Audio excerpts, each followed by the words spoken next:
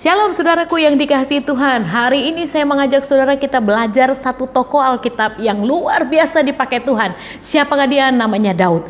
Daud sama seperti saya dan saudara, dia manusia biasa, tetapi yang membedakan adalah sikap hatinya. Sikap hati apa yang perlu kita belajar dari Daud? Sikap hati yang ketika dia melakukan kesalahan, dia berani mengaku salah di hadapan Tuhan. Saudaraku, mari kembali lagi kita periksa hidup kita. Ada banyak kekacauan-kekacauan yang kita buat ketika kita sudah tahu kita salah, tapi kita mempertahankan kesalahan yang kita buat dengan menutupi dengan kesalahan yang lain. Kekasih Tuhan, di akhir hidup Daud kita tahu persis bahwa sekalipun dia pernah berbuat salah, tetapi ada satu kisah dalam Mazmur 51 ayat 1 sampai sekian yang dia menceritakan betapa dia minta ampun di hadapan Tuhan.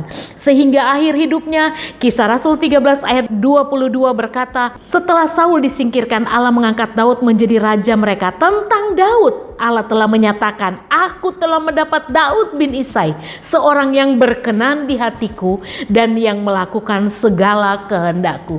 Nah saudaraku yang dikasih Tuhan, kalau kita melakukan kesalahan, kalau kita pernah melakukan hal-hal yang tidak menyukakan hati Tuhan, mari kita miliki sikap hati seperti Daud, berani mengaku salah, berani terima segala teguran dari Tuhan, dan duduk diam di kaki Tuhan, minta ampun, minta pemulihan dari Tuhan. Saya tahu bahwa setiap pengakuan, setiap permohonan minta ampun dari Daud tidak mengurangi akibat dari perbuatan yang dia lakukan. Tetapi poin penting yang kita perlu belajar, setiap orang yang berani mengakui kesalahan adalah orang-orang yang siap untuk dipakai Tuhan. Orang-orang yang siap untuk menerima pemulihan demi pemulihan yang datang dari Tuhan sendiri. Sehingga akhir hidup kita sama seperti akhir hidup dari Daud. Tuhan berkata, ini adalah orang yang kita kasihi, berkenan di hati Tuhan dan melakukan seluruh kehendak Tuhan.